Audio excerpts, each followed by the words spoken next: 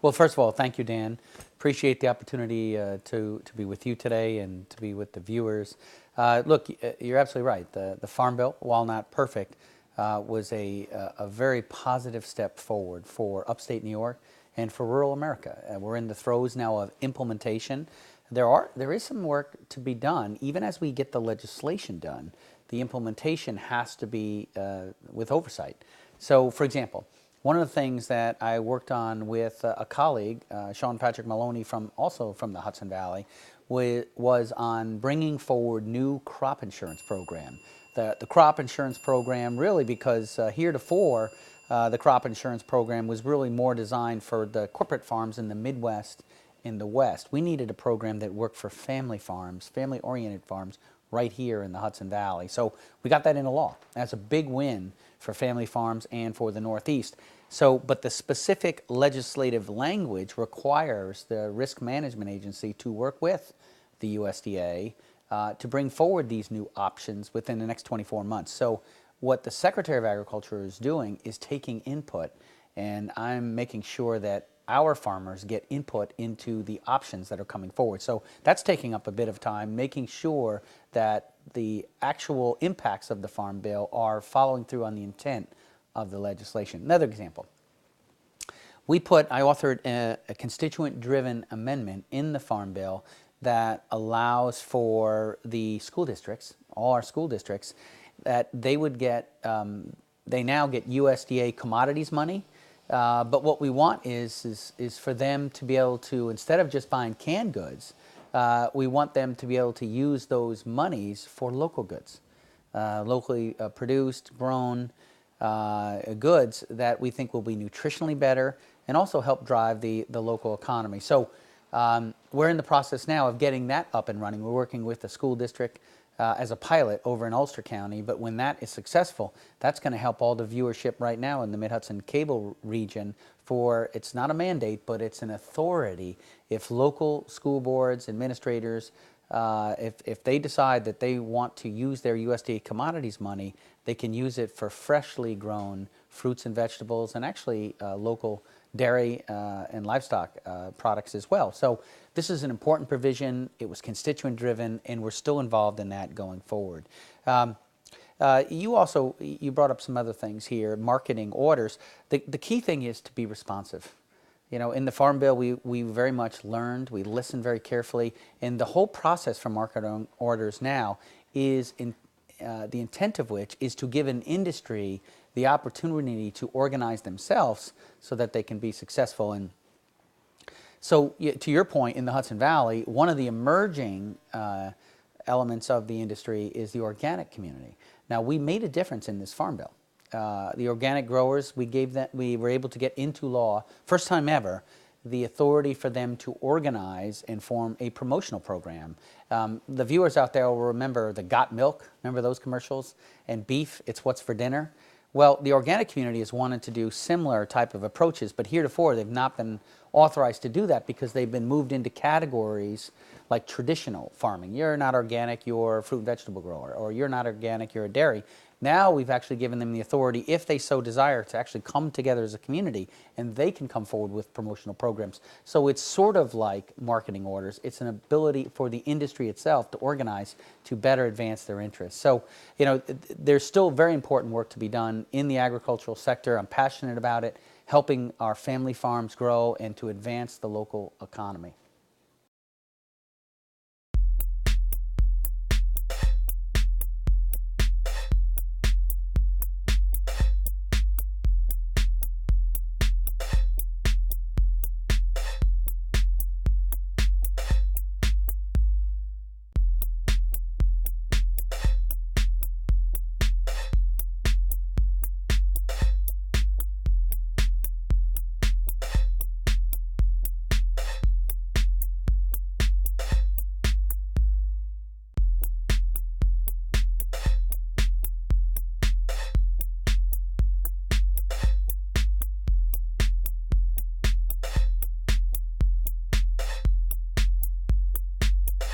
Well, Dan, you're absolutely right. First of all, access to high-speed broadband is critically important to job creation. It's also important to healthcare delivery and you mentioned Margaretville, that hospital there was one of the pilots for the telemedicine program that expanded broadband in that area, and that has saved lives. After Hurricane Irene, there were 2 individuals from the nearby town of Hardenburg that had trees fall on them, and given the circumstances, they weren't able to be extracted, sent to another hospital. They had to stay right there in Margaretville, and they were able to consult via internet, broadband, with experts that they needed that advice to save those lives, and it did. And actually, Margaretville delivered their first baby in 40 years because of access to broadband, the expertise there. So, you know, it's really important for job creation. It's important for healthcare delivery. It's also important for education. Many of our schools have access to broadband now, but when the students go home, there's a variance in terms of who has access among the students when they get home, and that's not right. You know, we want our educational system to empower. We want equal opportunity in our educational system, and that means that students need to have access to high-speed broadband when they get home. And it's just important for overall quality of life. So then what do we do? Well, this has been another issue that we've put a major priority on in our office, and we just mentioned moments ago the Farm Bill. And the Farm Bill is one of the 2 major programs that provides for access to high-speed broadband from an assistance standpoint. We have the Rural Utilities Service, the RUS, of which is administered through the USDA. So we do the authorization for that through the Farm Bill. And then, as you point out, with the FCC, there's the Universal Service Fund, which has monies as well for the Connect America Fund. So on the specifics of the question that you raise, which is fiber, which is without a question the best quality of access to broadband, because if you think about the spectrum of support, you know, there is the fiber, there's the copper, and then there's the over-the-air, the wireless. And while what we want to see is more constituents with access to high-speed broadband, ideally not only access to high-speed broadband, but also the best high-speed broadband, which is the fiber. So what we have done, our office, is we have authored legislation that ensures when we take into account the analysis, that we take into account long-term considerations on viability and cost, long-term. Because if you're just taking a short-term view, you may not be inclined to make the investment on fiber. But taking shortcuts doesn't actually give you the highest quality. So now, the bill that I authored that would help fiber proliferate actually got incorporated into the Farm Bill. So that was, I think, very positive. I want to be clear. If a constituent has the choice between, improved copper or no high-speed broadband, well, we want them to have high-speed broadband. But if we have the choice and the ability to get them fiber, that's what we really want to do. But so we want to improve access to high-speed broadband and hopefully get access to more of that being fiber. And by the way, Dan, let me say that, the key thing is reliability. You know, for those viewers out there that are on the copper now, they know, because in the middle of the summer, particularly when the weather roll in, when we have thunderstorms, we have issues with the reliability of our high-speed broadband. And the same goes for some of the satellite services, that it's temperamental. They have some issues with reliability. That's why the fiber is best, because not only in terms of clarity, but also in terms of reliability. And that's why we want to strive to get as much as we can with fiber.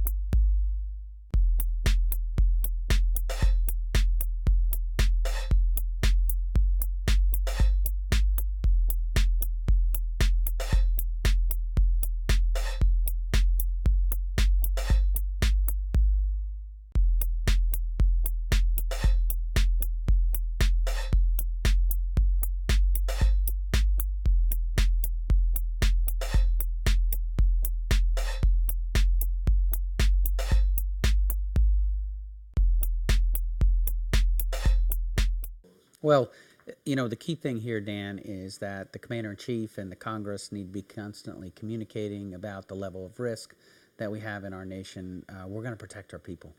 and we're going to support our local leaders in terms of that kind of need for natural weather events. So let me say right up front that ideally we are looking to reassert peace through strength, deterrence. And deterrence is, of course, can be very nebulous, ambiguous, but, in essence, I think it can be boiled down. Why does North Korea not attack South Korea? Because they're good guys? Well, there's no evidence of that. I mean, North Korea doesn't attack South Korea because they think the costs outweigh the benefits, and that's a construct then for deterrence. And, I think that while it can, big books have been written about deterrence, I think that it can be distilled down to two factors: capability and will. If you have capability and you don't have will, you don't have deterrence. And if you have will and you don't have capability, you don't have deterrence. I think that what you are seeing in the world scene today, the instability, the challenges around the world, come in part because of the erosion of deterrence. And that needs to be first and foremost, I think. I've written on this. I think that we can be safer for less money if we think and act differently. We should be leading with our strengths. Our greatest strengths? Our ideas, as instantiated in our founding documents. The idea that you would juxtapose power, as Madison said, ambition to counteract ambition. So in our Constitution, we have a legislative and executive judiciary branches. They're juxtaposed to prevent the accumulation of tyrannical powers. And we have auxiliary measures, as Madison called it, right? I mean, that's your federalism. The idea that state power can also check federal power, and undergirding all of that, a Bill of Rights, a strong Bill of Rights that really protect us and make us a value player in this. On our best day, other countries want to be like us. They want to be like us because of the incredible flourishing form of life that comes when a constitution is thusly designed. So with that, leading with commerce and trade, always backed up by the world's strongest military as a deterrent to those that would do us harm. I think if we array ourselves in that manner, we will attract more support and friendship abroad, and that will lessen the likelihood that we'll end up being decisively engaged abroad. This has been proven to work. Deterrence, peace through strength, I think is our best approach, not trying to be the world's policeman. I think that, with any good intention there, trying to be the world's policeman doesn't make us safer, and it certainly is cost prohibitive. So I'm arguing for changing our approach. That doesn't mean isolationism at all. We're not talking about disengaging. We're talking about leading with diplomacy, commerce, trade, always being backed up by the world's strongest military. So, that's the first piece of this. The second piece of this is I want to really just reassure the viewers that we're constantly looking at the risk assessment in terms of both threats from abroad, but also as any National Guard unit is activated to serve on active duty to deal with any kind of emergent threat, that the National Command Authority also assesses the need to bring to a higher readiness status any remaining National Guard and Reserve units to do activities such as you point out, natural disasters. And if it ever gets to a point that we would have such a mobilization of National Guard, there are contingencies then to tap into other natural reserves we have here to make sure that we have the capacity to deal with weather events here. I'm confident in that. I think would that be like what I've heard? There's a unit that you don't hear a lot about unless you're in the military, but in New York it's called a state militia. Is this where state militia would come in? Well, that, and also, just the ability to recall back to active duty retired members of the military. Right now you serve 20 years on active duty and you can retire. So we have some retirees in their 40s and in their 50s. And if we ever get into a place where we have pretty wide-scale mobilization, we can always bring back on active duty for the purpose of dealing with natural weather events. We can bring people who are in pretty good shape in their 40s and 50s that could also play a role in dealing with, as you point out, hurricanes and tornadoes and fires and supporting like that. So I feel, among all the challenges we have in Washington right now, I feel pretty comfortable that we have the approach to deal with this problem.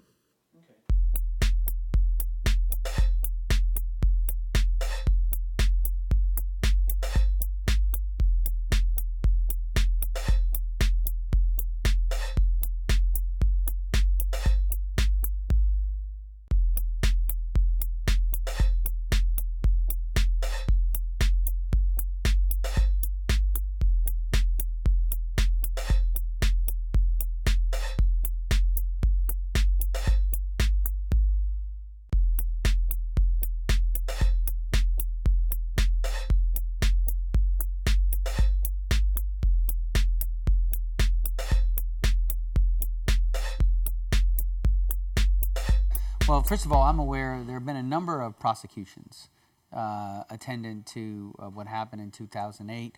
I think there might have been one prosecution that ended up with imprisonment, 30 months Credit Suisse. We can look into that. But the larger point that you're making is where are we in terms of accountability and how do we go forward? Well, on that score, unfortunately, too big to fail is still too big to fail. The legislation that was brought forward, the Dodd-Frank legislation, doesn't solve it, in my view. And we have all kinds of collateral damage, if you will, here on Main Street. The viewers today in primarily Columbia and Greene County, we are serviced by community banks, Main Street banks, and they were impacted by the Dodd-Frank legislation. Now, keep in mind, they had nothing to do with what happened in 2008, yet they're hit with heavy regulation in terms of who has to be licensed, money that they have to have aside, in terms of limiting how much their bank loan can be, and yet they had nothing to do with what happened in 2008. So what I'm an advocate of is actually addressing the too big to fail, and then recognizing that some of this law was a mistake on Main Street, and we should roll that back. So what I think we need to do is actually put back up Glass-Steagall. This was a firewall between commercial and investment banking that we had up until about 1998, when we decided that we were going to take that firewall down. And what we have seen, I think, is the mingling of what was considered fairly conservative approaches in investments with the regular or with the very high risk actions, and that caused the centralization of the major banks and put us in a place where some describe it as too big to fail. So if we're going to address too big to fail, let's take it head on. Let's require, it won't happen overnight. You put Glass-Steagall back up or some variant. It would take probably about a decade to fully get it in place so you don't cause it a major disturbance. But you could generally take apart. You could start to take apart the investment in commercial banks.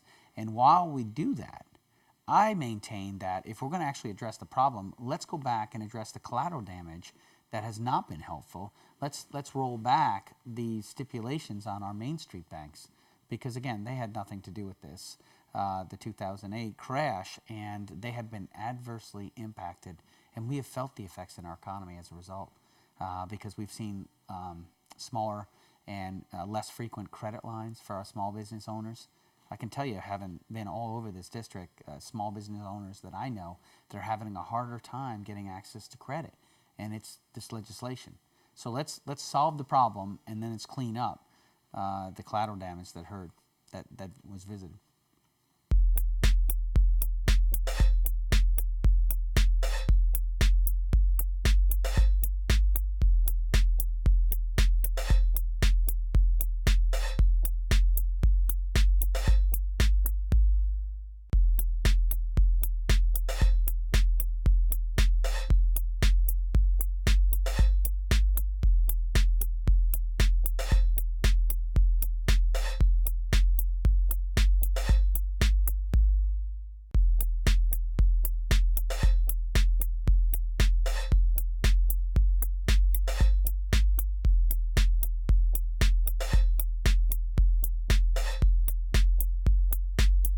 Well, let's just start by saying that a world war is not in anyone's interest. It's certainly not in Russia's interest. It's not in our interest. And it's really the responsibility of leadership to continue to work to find diplomatic solutions. Very disturbed by the actions of Russia, blatantly walking back and stepping on their legal obligations that they entered into in 1994. At the end of the Soviet Union, it was the case that there were nuclear weapons that were across what was the former USSR in a number of republics, and including Ukraine. And Ukraine agreed to moving those nuclear weapons to Russia, the Russian Federation, and in return, Russia gave its word, legally, that they would honor the territorial borders and integrity of these republics. So Russia signed that, Ukraine signed that, so did we. We signed that, and Great Britain signed that. And yet, Putin did what he did in Crimea. Now, look, Russia said they had some points, they had some concerns, they had some issues with Crimea. That's not the way to deal with those points, concerns, and issues. that is to be done in a legal framework, not by seizing that. And what I'm getting to is, look, there are some, that point out that Crimea was part of Russia until 1954, until Khrushchev gave Crimea to Ukraine. Not denying that. And there are some that say that since there's still such strong roots in Crimea that lean towards, more than lean, but really are seen as empathetic with Russia, okay, that's certainly legitimate to talk about as well. But for Russia to take that course of action to deal with these issues is unacceptable, because they legally entered into a framework that said they wouldn't do that. So what should we do? Well, the point is that for Russia, this has to be ultimately viewed as an economic loser for them. Because that, I talked about deterrence earlier in the interview, this is the point here. If ultimately 5 years from now, Putin looks back on this and says, wow, we lost money on that, that's where we want to be. So how do we do that? Well, we have to isolate this, call it out as wrong, as I've just done, and then take action to rally friends and allies around the world to put in place sanctions that will ensure that at the end of the day, this becomes an economic loser. Now, the International Monetary Fund has already reassessed Russia's economy based on the limited number of sanctions that have been implemented to date. I believe Russia was scheduled, according to the IMF, to grow a little over 1% in terms of gross domestic product. The IMF now assesses that they'll actually recess, that they will grow, they will not grow, they will actually recess. So, and that's based on this limited number of sanctions.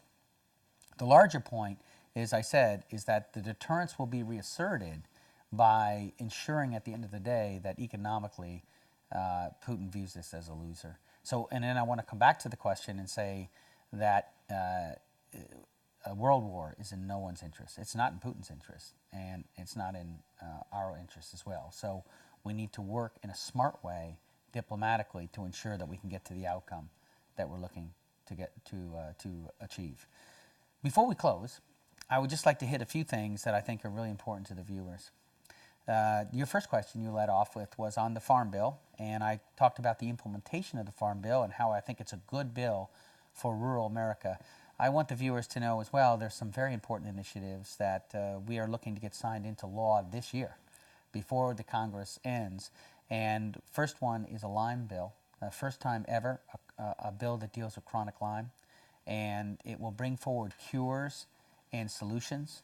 That bill passed the United States House of Representatives. It's waiting on action in the Senate. I look forward to seeing that pass the Senate and the President to sign it this year. Many of the viewers out there either personally afflicted with chronic Lyme or have family members or close friends, and they need a voice.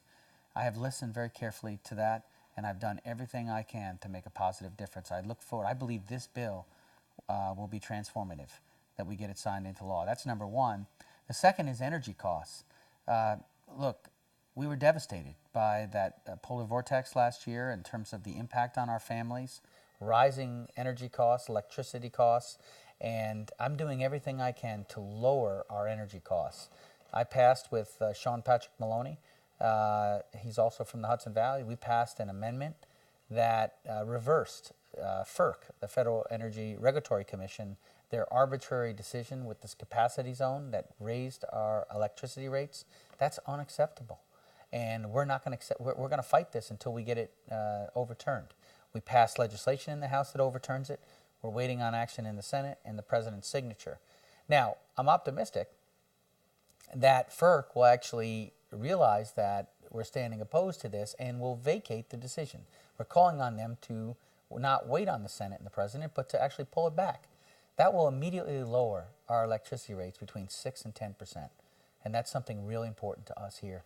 I'm fighting for lower energy costs. So, I wanted to mention those two things and say that going forward, there's more that we can do to grow our economy. I appreciate you starting this, at the outset, talking about the Farm Bill, because I think that's an important bill. But there are other things we need to do to really unleash the entrepreneurial spirit here. We have a tax code that's complex and unfair. It's anti-growth. And there's more that we can do through tax reform that I think will close loopholes and lower rates, which will unleash private sector growth in the economy. And that's something we're fighting for here is tax reform. And in addition, we need to secure our borders and fix our broken immigration system. That needs to be done as well. That will be important to our national security. It will also be very important to our economy. You know, when you have an ag economy are so heavily influenced by the agricultural sector, then getting immigration reform done is very important. And you know, these are two pieces. And I want to also tell you a third before I close, that while I've been involved in 2 transportation bills, infrastructure bills, surface transportation bills, I think the best one is yet to come.